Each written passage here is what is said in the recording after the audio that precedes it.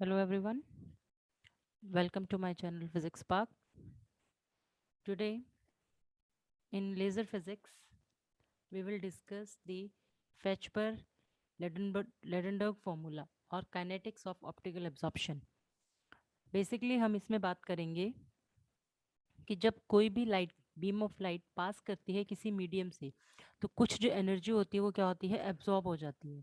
Clear. Suppose करो हम इसको इस तरीके से देखते हैं कि सपोज करो ये एक आपके पास मीडियम है और लाइट जब आपके पास इस मीडियम में जाएगी तो लाइट जो है वो कुछ ना कुछ जो अमाउंट है एनर्जी का वो एब्जॉर्ब हो जाएगा। अब अगर कुछ एनर्जी यहाँ पे एब्जॉर्ब हो जाएगी तो जो लाइट की जो इंटेंसिटी थी, इनिशियली जो इंटेंसिटी थी वो क्या हो जाएगी, आपके पास डिक्रीज हो जाएगी इंटेंसिटी। और ये जो इंटेंसिटी है ये दो फैक्टर्स पे डिपेंड करेगी। फर्स्ट जो फैक्टर होगा आपका वो होगा फ्लक्स ऑफ इंसिडेंट लाइट। कि फ्लक्स फ्लक्स का मतलब क्या होता है कि कितनी नंबर ऑफ लाइंस पास कर रही है आपके पास एक पर्टिकुलर एरिया में से, कि कितनी लाइट जो आपके पास वो पास होगी पर्टिकुलर एरिया में से। दूसरा वो डिपेंड करेगी थिकनेस पे कि जो मीडियम है आपके पास उसकी जो थिकनेस है वो क्या होगी। क्लियर। तो एग्जामिनेशन पॉइंट ऑफ व्यू से अगर हम बात करते हैं तो 9 मार्क्स का क्वेश्चन जो है ये आपके पास 8 to 9 मार्क्स का जो क्वेश्चन है ये बनता है डेफिनेटली। दो तरीके से एग्जाम में पूछा जा सकता है। फर्स्ट वो आपको डायरेक्टली कह सकता है एक्सप्लेन फेचबर फॉर्मूला। दूसरा वो आपको कह सकता है explain the kinetics of optical absorption. तो बेसिकली काइनेटिक्स का मतलब क्या है कि क्या प्रोसीजर वो फॉलो कर रहा है अब्जॉर्प्शन के अकॉर्डिंग। क्लियर। तो हम इसमें देखते हैं, कहते हैं कि when a beam of light passes through an absorbing medium the energy absorbed by a column of thickness dz। मैंने आपको बोला कि जो एनर्जी है वो किस चीज़ पे डिपेंड करती है, थिकनेस पे। तो किस चीज़ के प्रोपोर्शनल है, is proportional to the flux of the incident light, secondly thickness of the absorbing column itself. Clear. तो जो एनर्जी है वो दो चीज़ों पे डिपेंड करेगी, एक तो फ्लक्स पे कि कितना उसको फ्लक्स मिला है, दूसरा क्या है, थिकनेस पे। तो इसका मतलब क्या हो, एनर्जी क्या होगी, डिक्रीज होगी। तो decrease in the intensity of the outgoing beam is given by minus d I omega Z is equal to alpha omega I omega z into d Z. अब यहाँ पे जो नेगेटिव साइन है ये शो कर रहा है decrease in intensity. Negative sign shows, negative sign means decrease in intensity। और जेड का मतलब यहाँ पर है कि हम बात कर रहे हैं कि जो पार्टिकल है वो आपका जेड डायरेक्शन में मूव कर रहा है, मतलब that is a function of z direction. Clear. जो ओमेगा है यहाँ पे that is frequency and here alpha omega that is called the absorption coefficient and this is a function of frequency omega। तो omega क्या है यहाँ पे आपके पास, वो फ्रीक्वेंसी है, इंसिडेंट जो लाइट है उसकी फ्रीक्वेंसी है ओमेगा। तो यहाँ पे हमने ये देखा कि जब कोई भी लाइट पास करती है किसी एब्जॉर्बिंग मीडियम से तो दो चीज़ों पे डिपेंड करती है, दैट इज फ्लक्स और thickness. Now we will integrate this equation one, integrate equation 1, that is 0 to z d I omega z over I omega z is equal to minus 0 to z alpha omega T Z. हमने क्या किया, इस equation को थोड़ा सा rearrange कर दिया। Rearrange करने के बाद ये वाली जो टर्म है इसको हम इसके डाउनवर्ड ले आए सो दैट कि आई ओमेगा वाली टर्म्स हमारे पास एक तरफ हो जाए ताकि हमें इंटीग्रेट करना आसान हो जाए। तो इसका जो इंटीग्रेशन आएगा that comes out to be log of exponential I omega z माइनस log exponential I omega zero, z और ओमेगा ये ज़ीरो क्या है, ये इनकी लिमिट है, is equal to minus 0 to Z alpha omega D z. तो जब हम इनको रीअरेंज करेंगे, सॉल्व करेंगे इनको, तो आई ओमेगा जेड माइनस की टर्म है तो डिनोमिनेटर और न्यूमिनेटर में चली जाएंगी टर्म्स हमारे पास, that comes out to be I omega E zero is equal to minus 0 to Z alpha omega D Z. Clear. तो हमने क्या किया, इंटेंसिटी की जो इक्वेशन जो हमने एनर्जी डिस्ट्रीब्यूशन की जो निकाली थी हमने इक्वेशन, उसको हमने इंटीग्रेट कर दिया।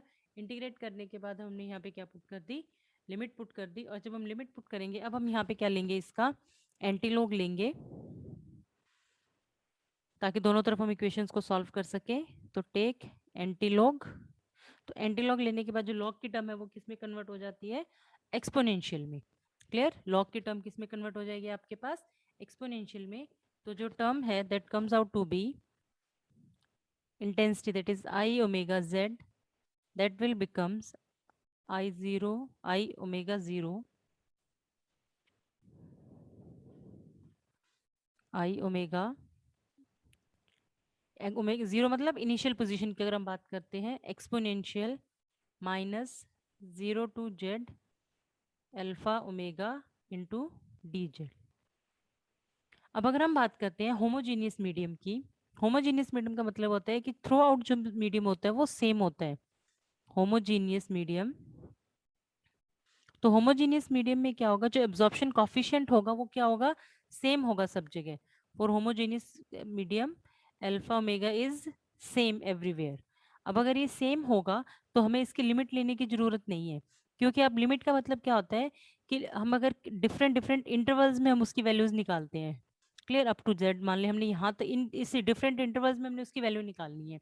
लेकिन जब मीडियम होमोजीनियस मीडियम है तो उसकी वैल्यू क्या रहेगी, सब जगह सेम रहेगी। तो सेम वैल्यू होने की वजह से हमें इसके इंटीग्रेशन निकालने की जरूरत नहीं है, हम इस टर्म को एज इट इज यूज कर सकते हैं। तो जो आपके पास इक्वेशन है वो क्या बन जाएगी,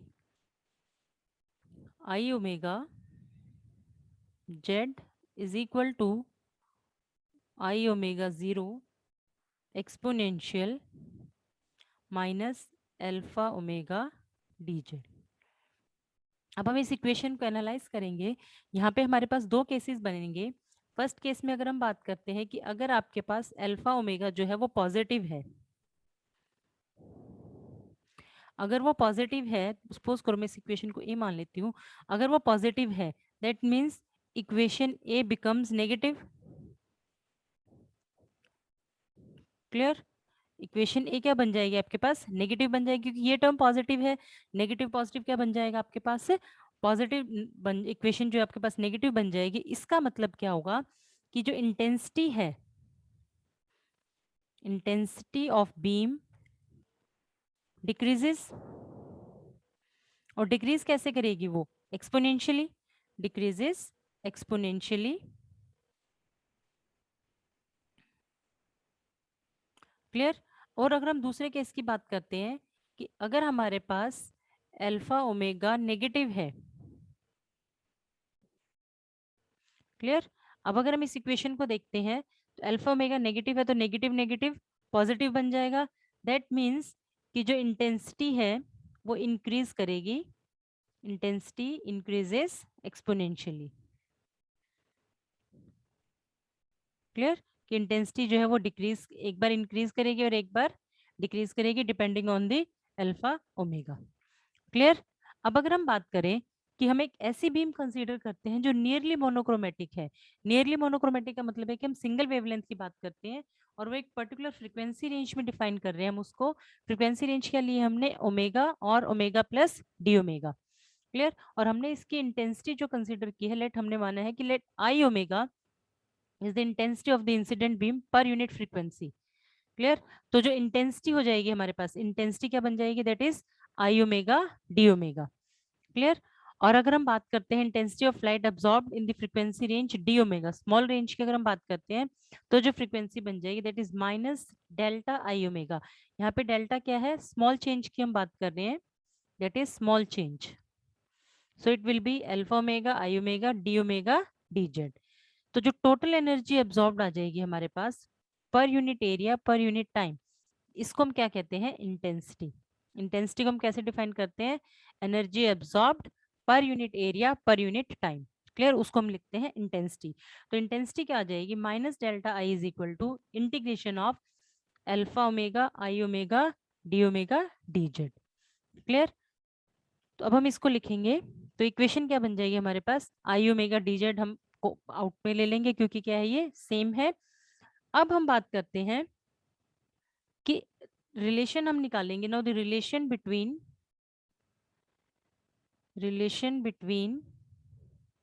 इसको हम इक्वेशन नंबर 2 मान लेते हैं। The relation between energy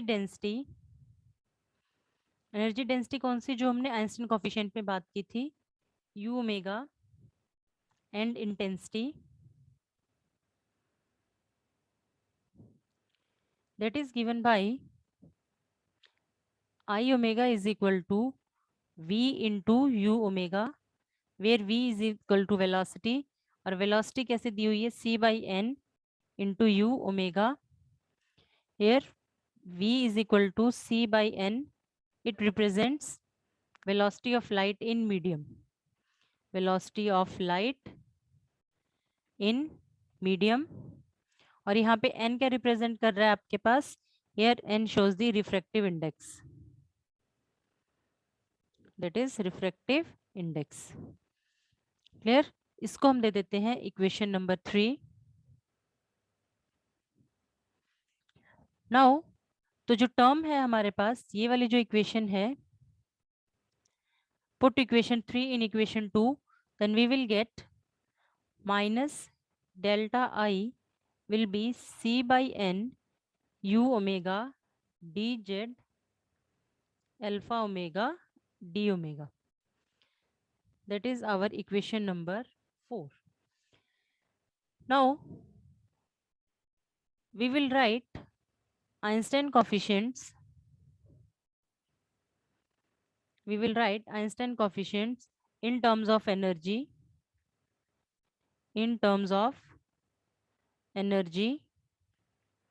absorbed per unit area per unit time. That means intensity की फॉर्म में, per unit area per unit time,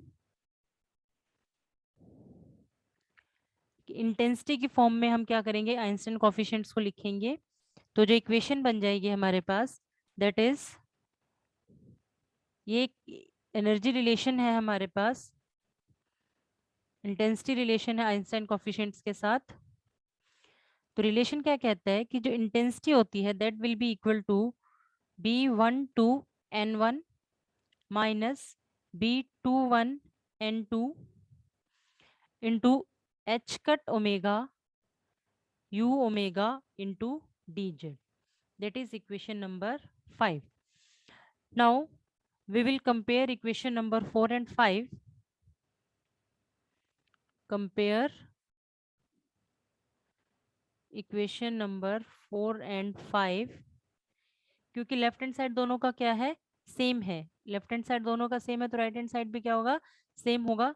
तो जो इक्वेशन हमारे पास आएगी that will B C by N U omega dz alpha omega d omega, that is equal to B12N1 minus B21N2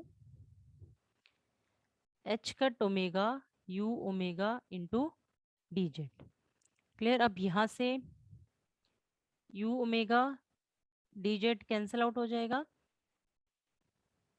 तो जो equation है that will become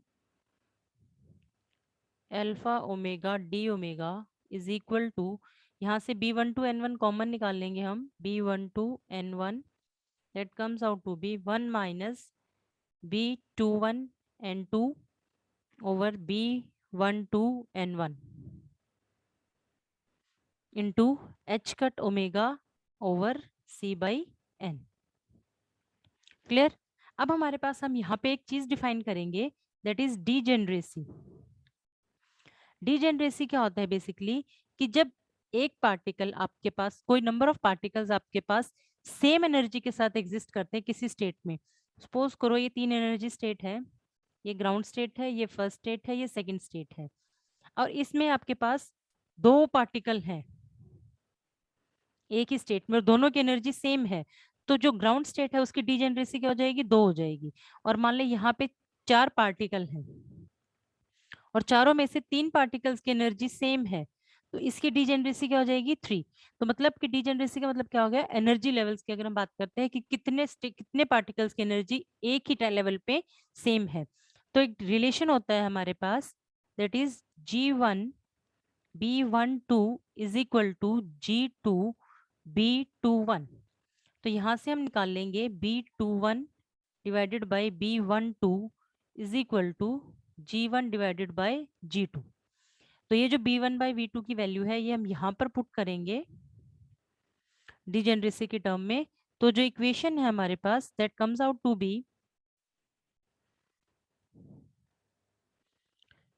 integration alpha omega D omega is equal to B12 N1 1 minus G1 N2 over G2 N1 H cut omega C by N। देखिए relation थोड़ा सा lengthy है लेकिन समझना जाए तो मैथमेटिकली बहुत ही सिंपल है और एग्जामिनेशन पॉइंट ऑफ व्यू से तो ये क्वेश्चन बहुत इंपॉर्टेंट है। Now the relation from Einstein coefficients, the relation from Einstein coefficients, Einstein coefficient में पहले एक्सप्लेन कर चुकी हूँ, उसके लिए आप चेक कर लेना आई बटन में। That will be that is A21 over B21 is equal to H cut omega cube over pi square C cube. तो यहाँ से जो B21 की वैल्यू हम निकालेंगे that will B G1 B12 over G2 थी और ये B21 की वैल्यू यहाँ पर अगर हम पुट करेंगे तो यहाँ से हमारे पास वैल्यू क्या आ जाएगी पाई square C cube A21 over H cut omega cube. और B12 की जो वैल्यू है that will becomes G2 pi square C cube A21 over G1 H cut omega cube. अब ये जो B1 और B2 की जो वैल्यूज आई है हमारे पास, ये B12 की वैल्यू हम यहाँ पर पुट करेंगे। तो जो इक्वेशन है that's comed out to be alpha omega D omega is equal to N G2 pi square C square A21 N1 over G1 omega square 1 minus G1 N2 over G2 N1 G2 N1।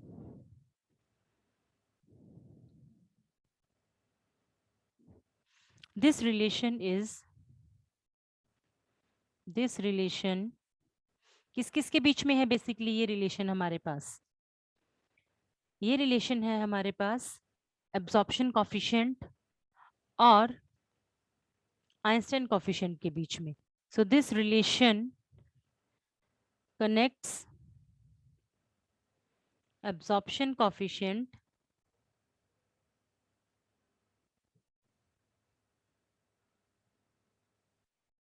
And Einstein coefficient. और किस किस को relate कर रहा है ये? Population N1 और N2 क्या बता रहे हैं हमें? नंबर ऑफ एटम्स बताते हैं ना कि एक स्टेट में कितने नंबर ऑफ एटम्स है, तो उसको हम कहते हैं पॉपुलेशन। And population difference